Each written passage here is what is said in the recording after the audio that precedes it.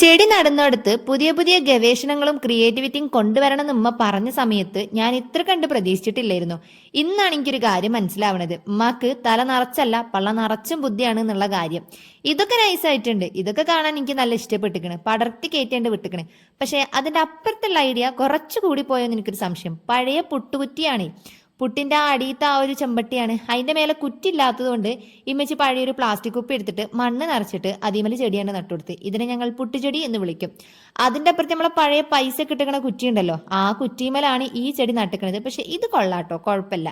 ഇതിന്റെ അപ്പുറത്ത് ഇതേപോലെ തന്നെ ഒരു കുപ്പിയിലും ഇത് നട്ടുവെച്ചിക്കണം. ഇതങ്ങനെ ഭംഗിക്കായിട്ട് ഞങ്ങൾ വെച്ചതൊന്നുമല്ല.